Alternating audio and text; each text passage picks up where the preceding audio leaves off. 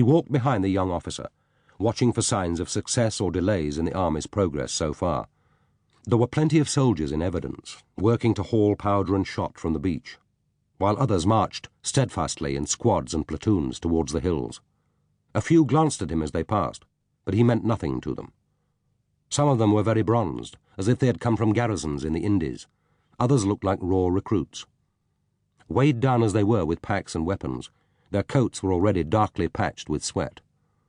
Allday tilted his hat over his eyes and commented, "Bloody shambles, if you ask me, Sir Richard." Bolitho heard the far-off bang of light artillery. English or Dutch, it was impossible to tell. It seemed impartial and without menace, but the canvas-covered corpses awaiting burial along the rough coastal track told a different story. The captain paused and pointed at some neat ranks of tents. "My company lines are here, Sir Richard, but the general is not present."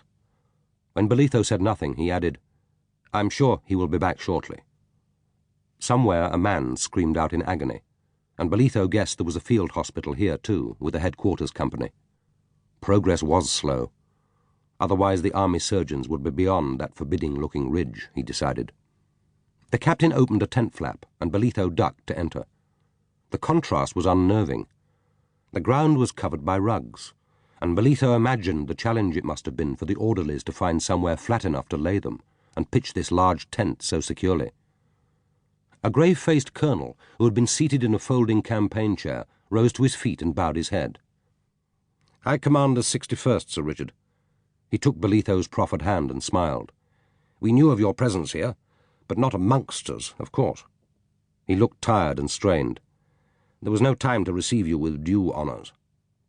Bolitho looked up and saw a singed hole in the top of the tent. The colonel followed his glance.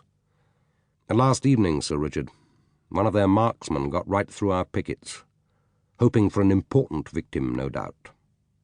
He nodded to the orderly who had appeared with a tray of glasses. "This may quench your thirst while you're waiting for the general." "Are the enemy well prepared?" "They are, Sir Richard, and they have all the advantages." He frowned and added disdainfully, "But they use methods I find unsoldierly. That marksman, for instance, was not in uniform, but dressed in rags which matched his surroundings. He shot 2 of my men before we ran him to earth. Not the kind of ethics I care for." Allday remarked, "I think I sees him just now, Sir Richard, hanging from a tree." The colonel stared at him as if seeing him for the first time. "What, Bolitho said, "Allday is with me, Colonel." He watched as Allday took a tall glass of wine from the orderly and winked at him.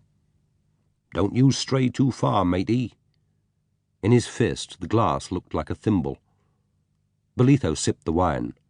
It, like the general, travelled well. The colonel walked to a folding table where several maps were laid out. "The enemy falls back when pressed, Sir Richard. There seems no eagerness to stand and fight. It is a slow business all the same." He shot Bolitho a direct glance. "And if, as you say, we can expect no further support in men and supplies, I fear it will be months rather than weeks before we take Cape Town." Bolitho heard horses clattering amongst loose stones, the bark of commands and the slap of muskets from the sentries outside the tent. The horses would be glad to be on dry land again, Bolitho thought, if nobody else was enjoying it. The general entered, and threw his hat and gloves onto a chair. He was a neat man with piercing blue eyes, a no-nonsense soldier who claimed that he asked nothing from his men that he could or would not do himself. There were instructions. Then the general suggested that the others should leave. Allday, with 3 glasses of wine under his belt, murmured, "I'll be in earshot if you needs me, Sir Richard." As the flap fell across the entrance, the general commented, "Extraordinary fellow."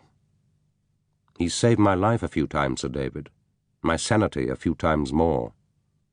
Surprisingly, some of the sternness left the general's sun-reddened face. "Then I could use a few thousand more like him, I can tell you." The smile faded just as quickly. "The landings went well. Commodore Popham worked miracles, and apart from the inevitable casualties, it was very satisfactory." He looked at Bolitho severely. "And now I'm told that I shall receive no reinforcements, that you even intend to strip the squadron of some of the frigates."